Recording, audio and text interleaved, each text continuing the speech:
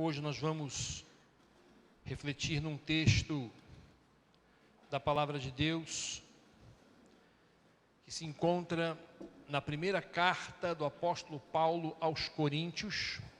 Não tem projeção de data show, talvez só o texto, se houver condições de ser colocado, nada mais. Também não tem o resumo do sermão, você vai acompanhar, você vai abrir a sua Bíblia ou acessá-la, e aí nós vamos refletir neste texto. Primeira carta do apóstolo Paulo aos Coríntios, capítulo 1, os versos de 1 a 9. Primeira carta do apóstolo Paulo à igreja de Corinto, aos Coríntios, capítulo 1, versos de 1 a 9.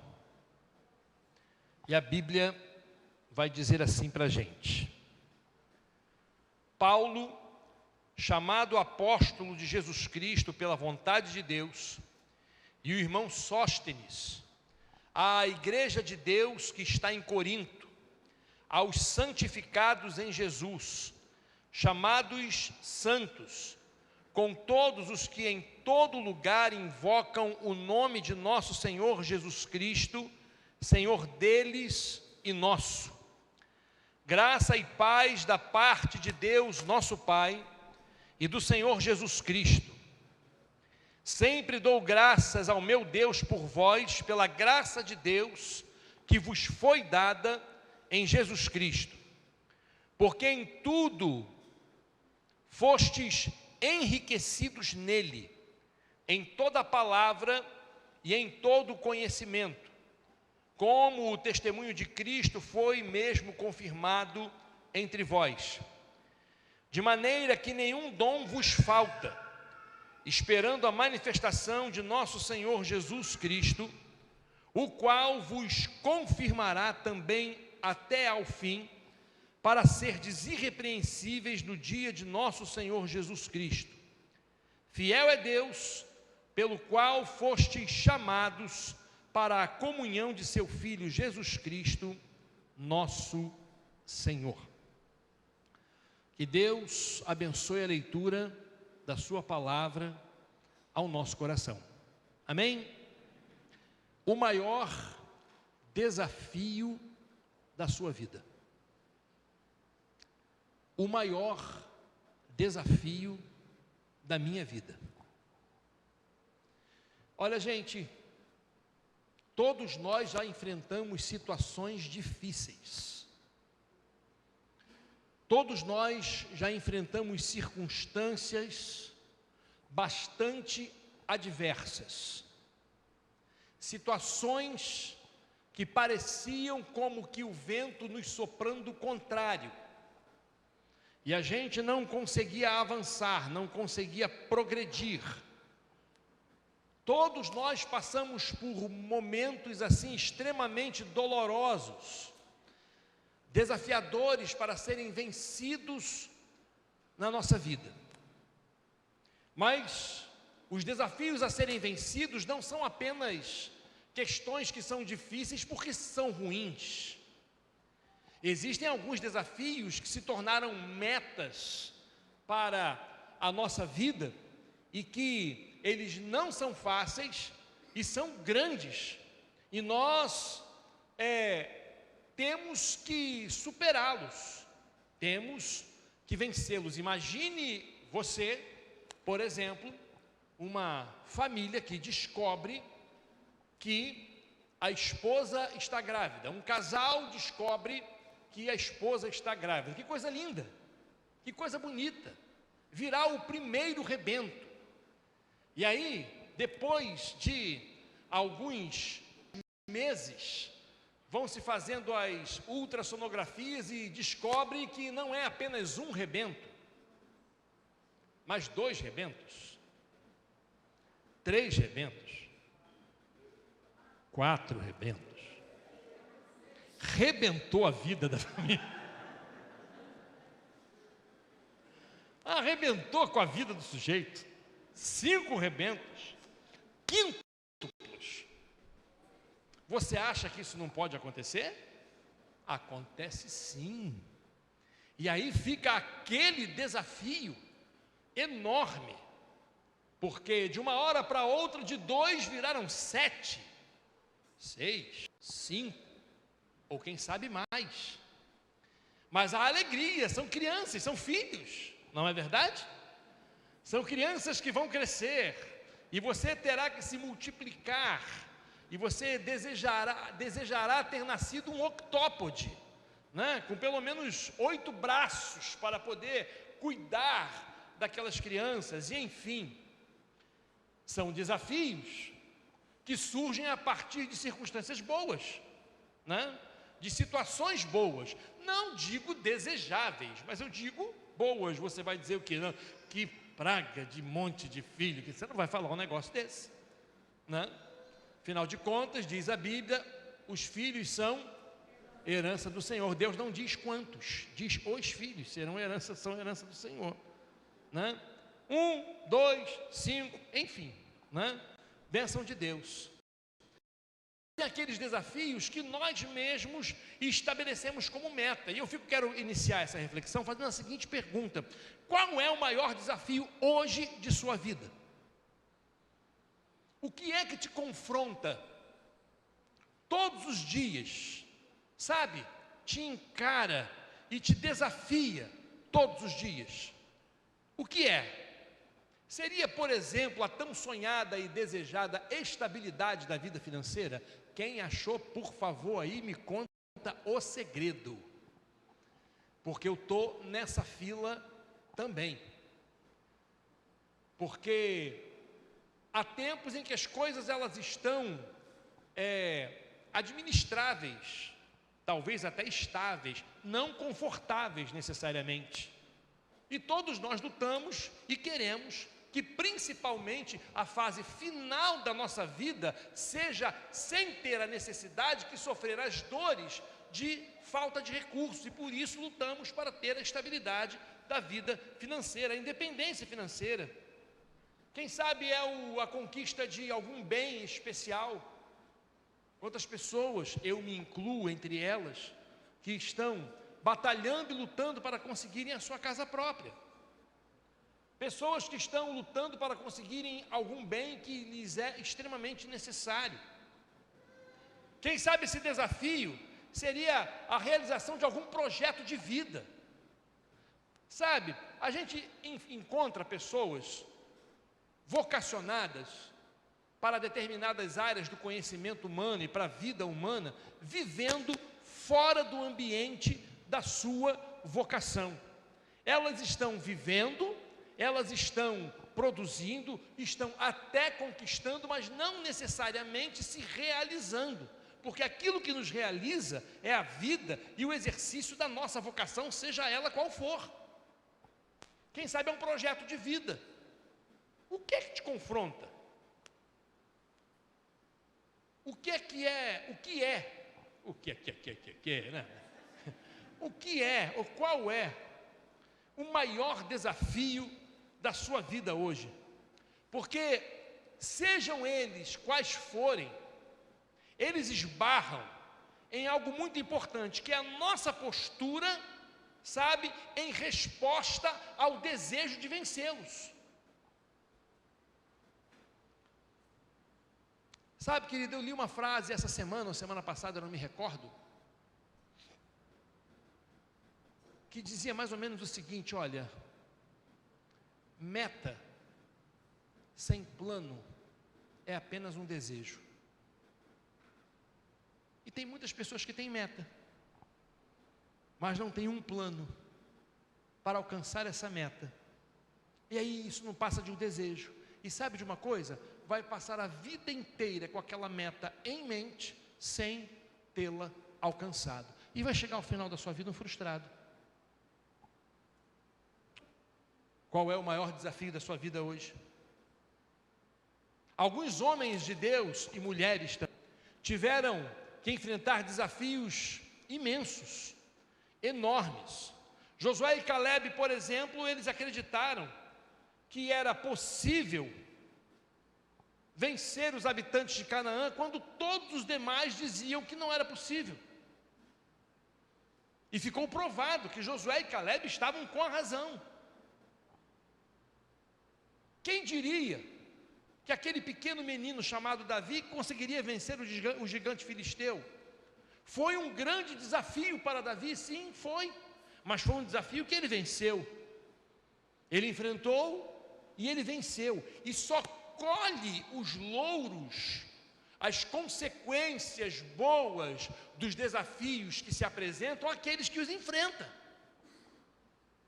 Aqueles que não os enfrentam, vai ver outras pessoas desfrutando daquilo que é um desejo e sonho seu. Lembra de Esther? Esther acreditou, ela viu que era possível ganhar a confiança de Assuero para que o povo fosse liberto. Sabe, queridos, muitos homens e mulheres de Deus venceram desafios em suas vidas porque acreditaram que eram possíveis serem vencidos. Não olharam simplesmente para a meta, para o obstáculo, para o sonho, para o desejo, para o desafio em si, mas havia algo especial em seus corações para isso. Todos eles, e eu citei aqui apenas 3, poderia citar muitos mais, eles tinham habilidades especiais em seus corações. Cada um deles tinha uma habilidade em especial. Porém, eles tinham uma coisa, um elemento que lhes era comum. Sabe qual era esse elemento? Dependência de Deus. O maior desafio da sua vida hoje é depender de Deus. O maior desafio da minha vida hoje é depender de Deus.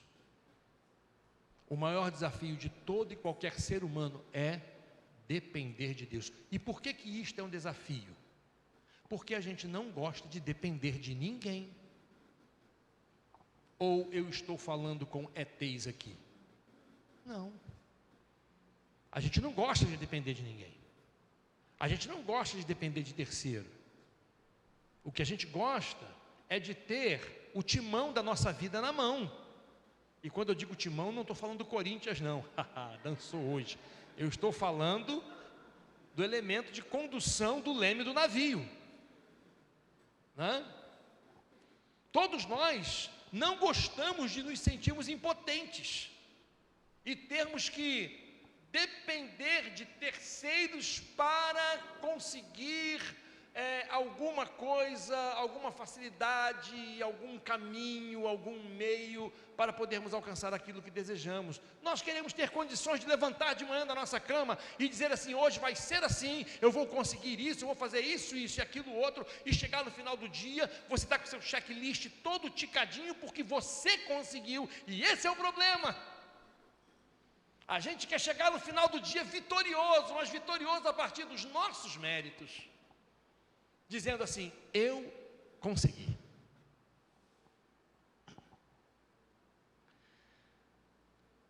Sabe, a carta de Paulo aos Coríntios é uma das cartas mais duras do Novo Testamento. É uma das cartas em que o apóstolo Paulo tem uma DR severa com aqueles irmãos. E olha, não falta para ninguém, sobrou para todo mundo.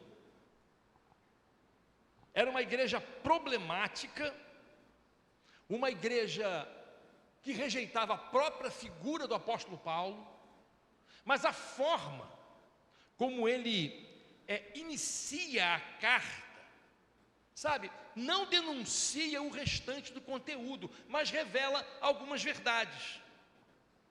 Olha só que coisa curiosa, as afirmações que o apóstolo Paulo faz sobre aquela igreja e aqueles irmãos.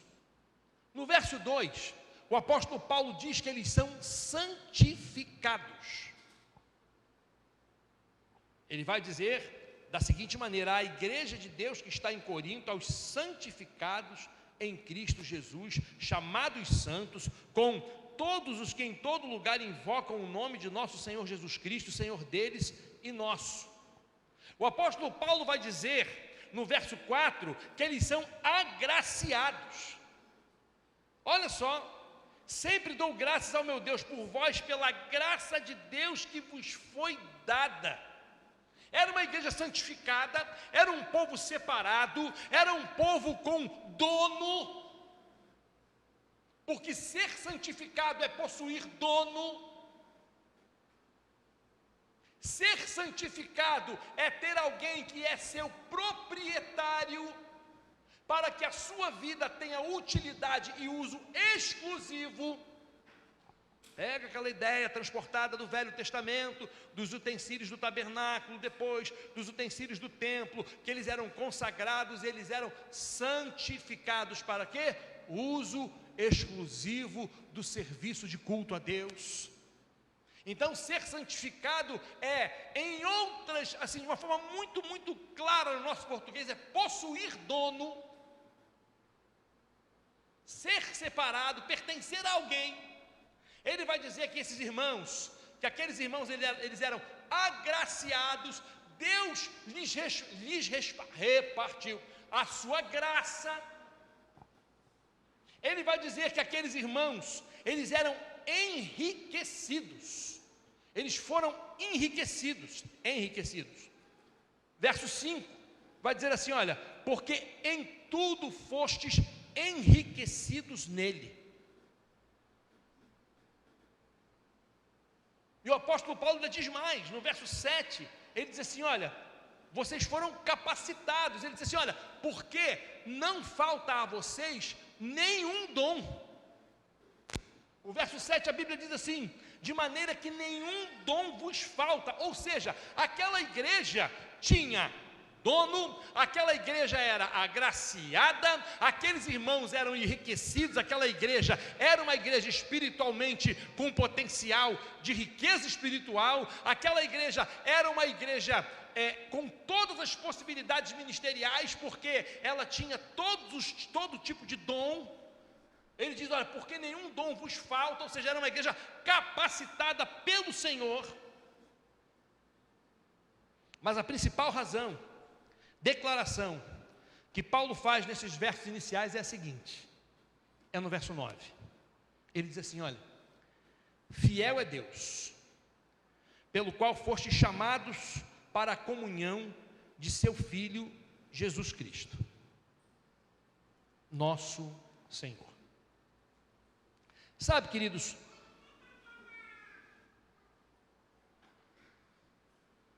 o apóstolo Paulo, para mim, neste verso em especial, ele estava começando a mexer na ferida da arrogância daquela igreja, daquela turma. Ele estava começando a mexer na ferida da autossuficiência daquela gente. Ele estava começando a tocar e a acessar, sabe, aquele espírito vaidoso, orgulhoso, prepotente, que fazia com que aqueles irmãos rejeitassem o próprio apóstolo Paulo e também rejeitassem até mesmo a própria pessoa do Cristo. E o que ele queria com aquilo? Ele queria fazer com que aquela igreja pudesse recuperar a graça e a bênção de ser dependente de Deus. E aquilo era um desafio enorme para aquela igreja, como é também assim para nós. Assim como nós muitas vezes somos arrogantes em não confiar que Deus suprirá cada uma de nossas necessidades. Existem determinados versos da Bíblia que eles são assim, lindos, mas para muitos utópicos. Filipenses 4,19, por exemplo, e o meu Deus, segundo a sua riqueza em glória, suprirá cada uma de suas necessidades em Cristo Jesus. Olha que coisa linda, olha que coisa linda. Mas a nossa independência, a nossa autossuficiência e muitas vezes a nossa arrogância, a nossa presunção faz com que a gente saiba esse verso de cor, mas ele não tenha efeito espiritual na nossa vida, porque nós não conseguimos nos colocar numa postura de submissão, numa postura de dependência, numa postura de confiança irrestrita a Deus. E aí, para variar, Eu tenho 3 reflexões para fazer aqui sobre como é que a gente consegue vencer esse maior desafio da nossa vida, que é depender de Deus. Porque no discurso é muito bonito, não é, irmãos?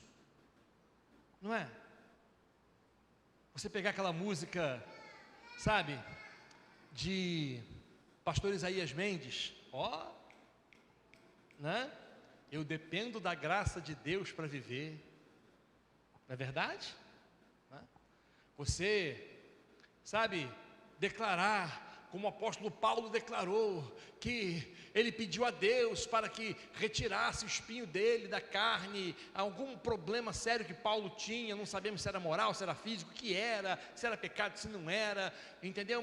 E Deus ficou em silêncio no final disso, olha, minha graça te basta, e você poder dizer assim, olha, eu vou descansar na graça de Jesus, porque ela me basta. Isso tudo é muito legal. Como é que a gente depende de Deus? Sabe, a primeira coisa que eu quero dizer para vocês, e refletir com vocês sobre isso, é que depender de Deus é uma atitude. Depender de Deus é uma atitude. Paulo afirma, olha, fiel é Deus. Então ele está deixando bem claro uma questão que é fundamental para todo o restante. Eu preciso encarnar, eu preciso absorver, eu preciso fazer com que isso seja... Eu tive um pastor que gostava muito de usar um verbo que era incomum na ocasião, na época, 20 anos atrás, o verbo introjetar, né?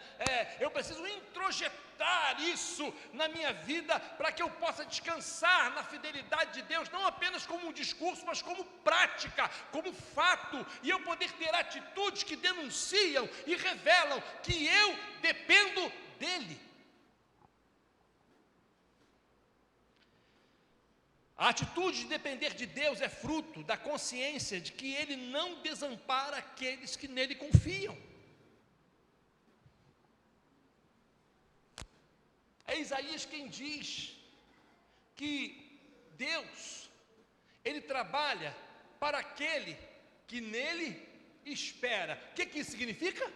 Ele trabalha para aquele que depende dEle, confia nele.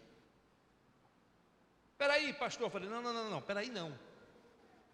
Quer ouvir Jesus? Jesus vai dizer para você o seguinte, olha, não andeis ansiosos por coisa alguma, pelo que é vez de comer, pelo que é vez de beber, nem pelo que é vez de vestir. Não, vocês não são... O que é o corpo? O corpo não é mais que o alimento e mais que o vestimento? Olha para as aves dos céus, sabe, elas não semeiam, elas não colhem, e o vosso Pai Celestial as alimenta. Olha para os lírios do campo, nem Salomão em toda a sua glória se vestiu como um deles. Não valeis vós, olha isso, não, vocês não valem mais do que a ave do céu e do que o lírio do campo. É uma questão de consciência de valor. Depender de Deus é uma atitude prática. Ela não é um discurso para você estampar lá, sabe, no history do seu Facebook ou do seu Instagram, e você colocar lá, sabe, no Twitter, e você dizer lá bonito, eu dependo de Deus, Ele é meu Senhor, Ele me supre. Não, é todo dia você ter uma atitude que denote e que denuncie, que revela que você depende dEle. Vou contar uma experiência que eu vivi no Lar Batista alguns anos atrás. Estávamos eu e um funcionário, amigo, Igor Bonan, quem sabe ele vai assistir isso.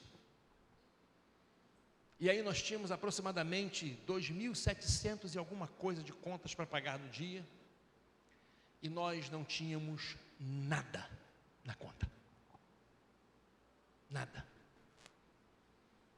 E aí eu cheguei para Igor e disse o seguinte: Iguinho, eu tenho 2.700 reais de conta para pagar e a gente não tem nada. Ele é, pastor? Eu falei, é. E agora? Vamos pedir ao dono da obra. Essa obra não é nossa. essa obra de Deus, nós nos ajoelhamos, nós oramos e pedimos a Deus que nos ajudasse a honrar com os compromissos daquele dia. Parecia que eu fiz um negócio muito parecido com aquilo que Ezequias fez quando pegou a carta, né? Abriu e começou a orar e falar. Eu mais comedido, falei assim: Senhor, essas contas precisam ser pagas e a gente não tem dinheiro. Terminamos de orar, passou a manhã, almoçamos. Quando voltamos do almoço, chegou uma pessoa que acabou se tornando amiga nossa depois desse episódio. Diácono Sérgio, junto com o diácono Cirlei Nunes do Couto, conhecido de muitos aqui, que era da Igreja Batista do Fonseca, hoje está em Rio das Ostras. E ele chegou com uma oferta de fraldas geriátricas e um cheque de R$ 2.750. Aliás, não foi cheque, foi espécie. R$ 2.750. O Sérgio chegou e falou: pastor, a gente tem essas fraldas aqui e temos também essa oferta aqui, que a gente não conseguiu transformar em fralda, não deu tempo. Nós começamos a chorar, eu e o Igor. Compartilhei com o Sérgio o que foi que aconteceu. Eles se tornaram parceiros do Lar Batista. Nos anos seguintes, eles doavam fraldas geriátricas para 6, 7 meses para o Lar Batista. Depender de Deus é uma atitude. É uma atitude. Qual é a que está te faltando? Sabe por quê? Fiel é Deus. É o que Paulo disse aos Coríntios. Não, você não está entendendo. Você era para dar um glória a Deus por causa disso, olha só. Presta atenção. Fiel é Deus. Deixa eu te contar outra. Aconteceu hoje no meu gabinete, eu vou poupar o nome do santo. Estava conversando com alguém sobre questões ministeriais da igreja, e aí decidiu abrir o coração para falar sobre os efeitos da pandemia sobre sua vida profissional. E ele falando sobre essa questão da sua vida profissional, eu não vou me lembrar de detalhes, em nenhum momento, porque a receita caiu absurdamente, drasticamente, mas em nenhum momento faltou quem chegasse para ele, estou quase dizendo o nome do santo, quem chegasse para ele e dissesse aqui, ó, isso aqui é para você pagar sua conta de luz, isso aqui é para você pagar o seu plano de saúde. A última, ele estava triste porque um dos seus rebentos teria que sair da escola e chegou a sair, estudava, e aí a pessoa, diretora, não sei quem, virou para ele: traz para cá, paga o que está lá e tem mais, o outro vai ter um ano de, como é que você fala? Esqueci, gratuidade, de bolsa de gratuidade. Fiel é Deus. Fiel é Deus. Segundo lugar, depender de Deus, além de ser uma atitude, é um exercício. É um exercício. Paulo vai afirmar de novo: fiel é Deus. Estou me recordando de uma canção aqui agora. Daqui a pouco. Na medida, queridos, em que dependemos de Deus, mais a gente é levado a confiar nele, e mais a gente se surpreende com o que ele pode fazer por nós. Não existe situação ou dificuldade que não mereça que confiemos nele para nos ajudar a resolver. O que eu estou querendo dizer? Eu estou querendo dizer que depender de Deus é como tomar café, para quem gosta. É coisa de todo dia. É coisa de todo dia. Eu me lembro agora do meu professor de grego e hebraico no seminário, Walter Klingman Aiken III. Gente boa, gente boa. E aí, quando a gente começou a estudar as línguas bíblicas, ele dizia assim para a gente: olha, o grego é só você tomar um cafezinho de 15 minutos de grego por dia. Não fica mergulhado em cima do grego, tal, não. 15 minutinhos. Quando você toma café, dá uma olhada no grego, dá uma olhada no hebraico. Depender de Deus é como tomar café, é coisa de todo dia. Porque o dia que você esquece, você vira arrogante, você vira presunçoso. E aí, quando você vira presunçoso, o fruto que você colhe não é da fé, não é da dependência, é da sua performance e da sua capacidade. E esse fruto dura muito pouco, ou quem sabe nem vem. Nem vem. Depender de Deus é uma atitude. Engraçado.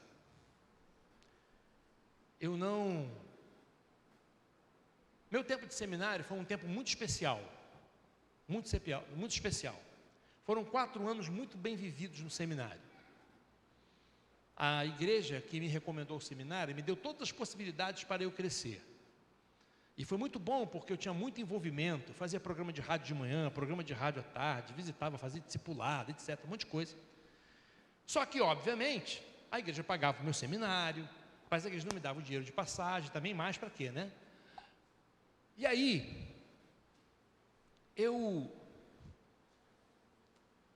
certa vez, durante parte do tempo do seminário, eu dividi essa função. Eu não estava sendo absorvido pela igreja, eu trabalhava entregando água mineral de moto. Não tem um galão de água mineral? Sofrendo de cálculo renal, fazendo tudo que eu não podia, né?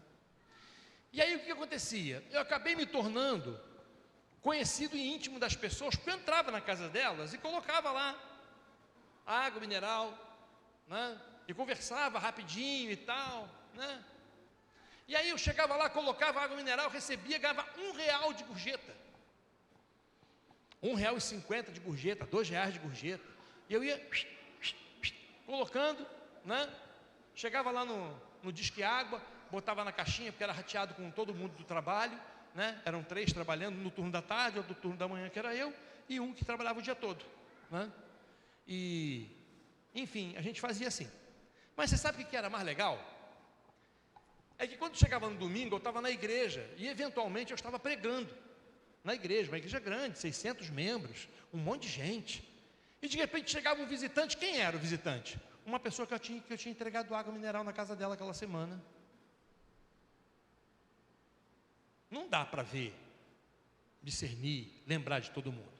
Aí acabava o culto, eu todo lá embrulhadinho para presente. Naquela época, né, eu botava terno, gravata, tal, né? Aí ia para a porta para cumprimentar todo mundo. Aí sabe o que aconteceu algumas vezes?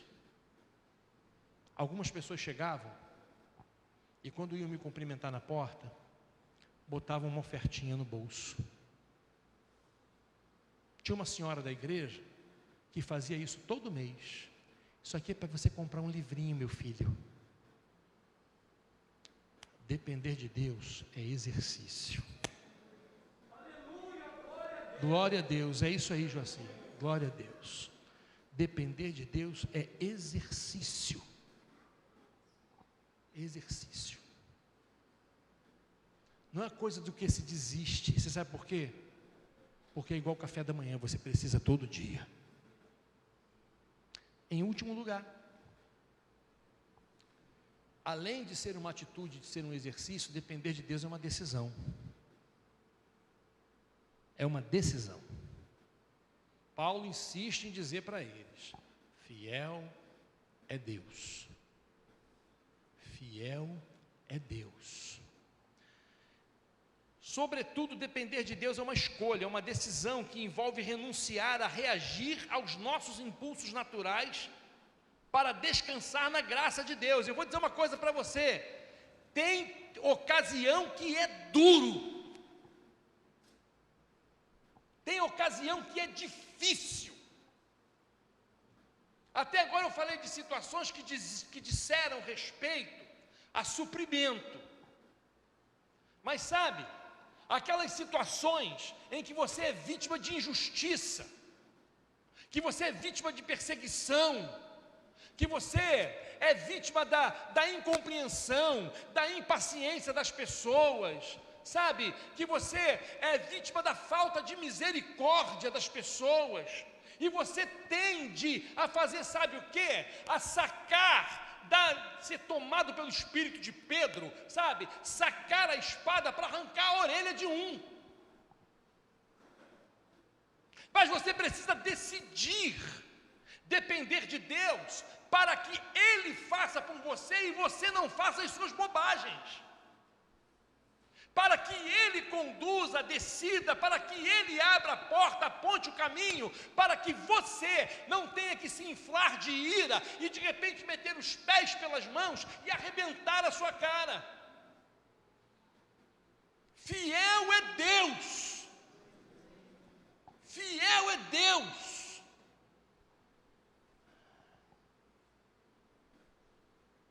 Afinal de contas, essa era a frase que minha vozinha sempre dizia: Leonardo, quem tem que ver está vendo, quem tem que saber está sabendo. Não joga lenha, bota água, Leonardo.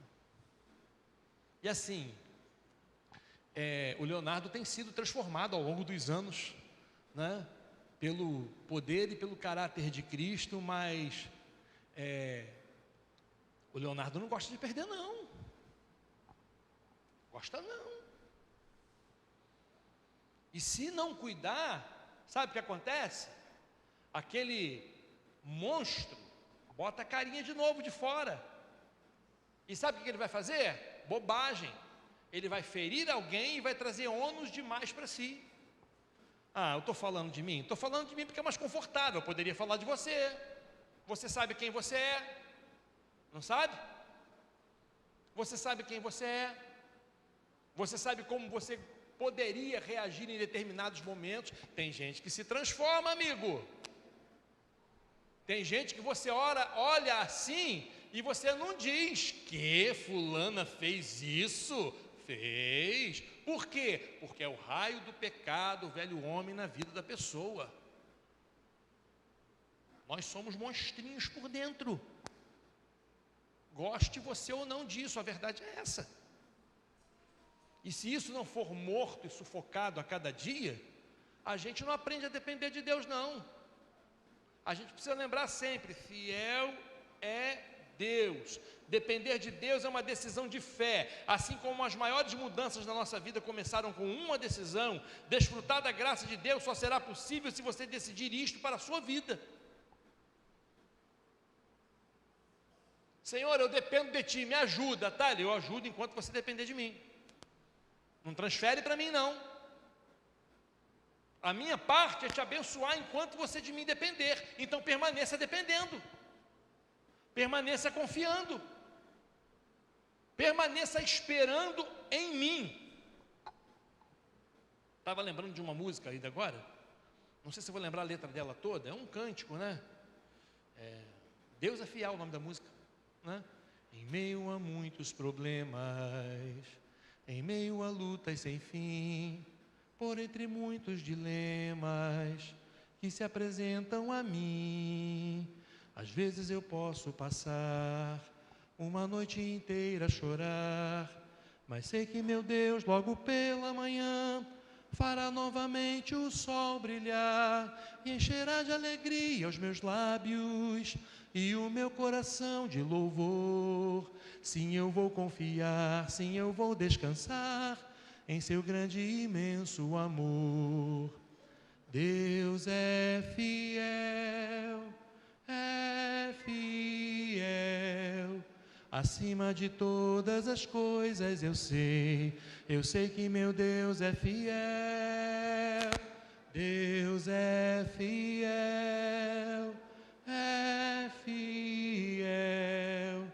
acima de todas as coisas eu sei que meu Deus é fiel. Depender de Deus é uma decisão. Engraçado, né? Estou me lembrando aqui da última vez que eu estive com a minha vozinha no INCA. Outro dia eu contei o testemunho aqui do seu Mariano, que era um idoso do Lar Batista, que eu fui visitar na última noite de vida dele. Não contei aqui? Que ele virou para mim, eu perguntei para ele, está doendo, né, seu Mariano? Ele virou para mim e falou assim: pastor, eu sou de Jesus. E eu saí de lá de dentro do pronto-socorro de São Gonçalo para chorar do lado de fora, porque eu não me aguentava. E agora estou lembrando da última vez que eu tive com a minha vozinha lá no INCA, no tratamento dela contra o câncer. Sabe como é que eu fazia, Cadu? Eu botava ela na cadeira de roda, ali na entrada do INCA, depois que você faz aquela recepção ali, quem já foi sabe como é que é. Aí eu botava lá na cadeira de roda, passava o cinto, que a cadeira de roda tem um cintinho, e eu falava assim: vó, vamos nessa, hein? Não começa não, Leonardo, que vai coisa não. E eu ia brincando com ela no corredor do INCA, passando gente com curativo na orelha, curativo no rosto, e eu ia brincando com ela, para ela poder entrar, ser atendida e tal. Íamos eu e ela, só nós dois. E aí, quando a gente voltava, sabe o que ela vinha fazendo? Tempo de vida contadinho, acabando. Ela vinha cantando o hino. Tinha alguns hinos que ela cantava de predileção, tinha por predileção. Um deles era o 383 ou 4. Que doce voz tem, meu Senhor, voz de amor tão terna e graciosa, que enche o coração da consolação que só o crente goza. Qual o maior prazer que lhe ouvi dizer: vem, meu filho, vem escutar o que eu fiz por ti, tudo que sofri na cruz para te resgatar. Depender de Deus é uma decisão. Você escolhe e vai na fé. E Paulo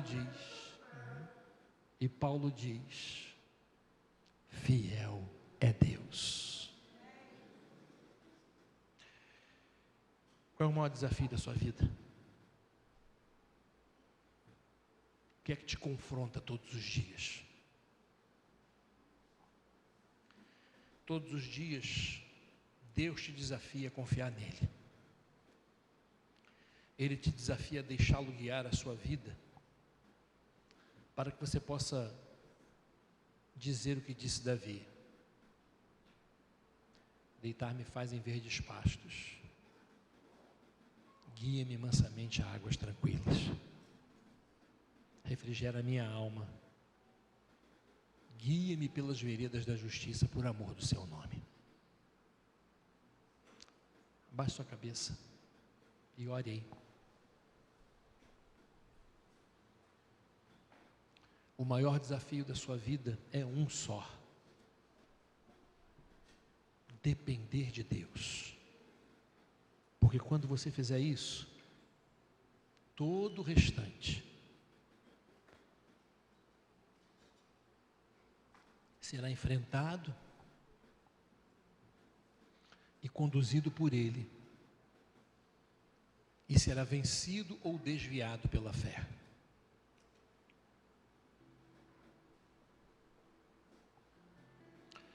Você não precisa ser um super crente. Você precisa depender de Deus.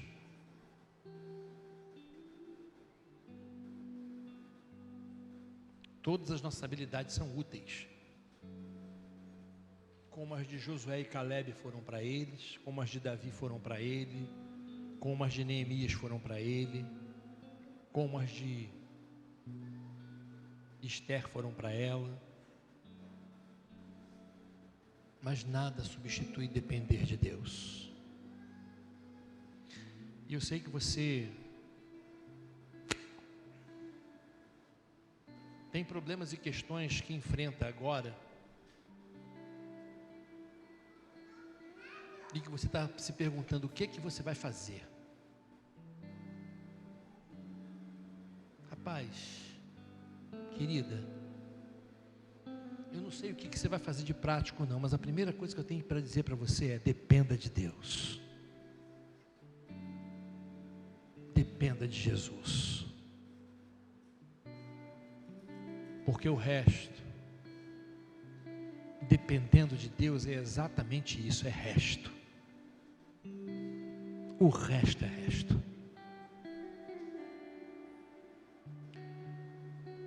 Deixa eu fazer uma pergunta para você. Você está se sentindo desafiado, a partir da reflexão dessa noite, a ter uma atitude, a desenvolver o exercício e a tomar uma decisão de depender de Deus? Se você está, eu queria orar por você. Queria não, eu quero. Eu quero. E se você se sente à vontade, eu queria que você se levantasse do seu lugar e viesse aqui à frente, porque eu quero orar por você. Eu quero colocar a sua vida diante do Senhor. Eu quero orar por e com você.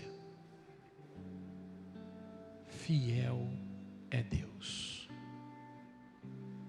Não importa a circunstância que você esteja passando. Fiel é Deus. Fiel é Deus. Ele está dizendo: dependa de mim. Confie em mim. Tome essa atitude. Faça esse exercício. Tome essa decisão.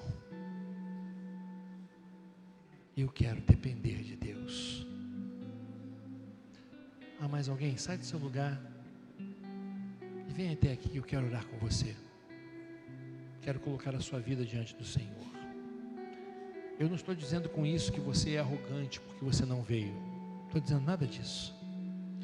Eu estou dizendo que eu sei que só você e Deus sabem o quanto você precisa depender de Deus para aquilo que você está enfrentando, para aquilo que você está vivendo. Então, em nome de Jesus, em nome de Jesus, você está hesitando por quê? Venha e coloque-se, simples assim,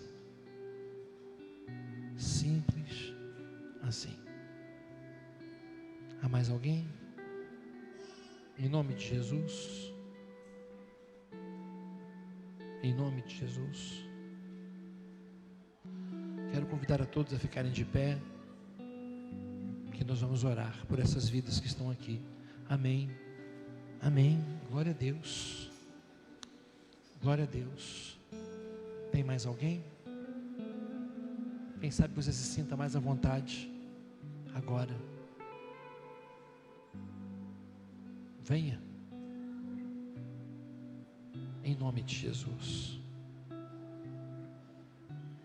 em nome de Jesus. Glória a Deus, glória a Deus, glória a Deus, glória a Deus, glória a Deus. Pai, aqui estão os teus filhinhos, Deus, vidas que tu amas e que tu conheces, e que estão aqui, Senhor, porque estão sendo desafiadas a dependerem do Senhor, e estão encarando isso como o maior desafio de suas vidas, porque todos nós, Senhor, temos dificuldades em relação a isso. Ah, Deus, tem misericórdia de nós. Ajuda-nos, ó Pai, a termos uma atitude dependente do Senhor.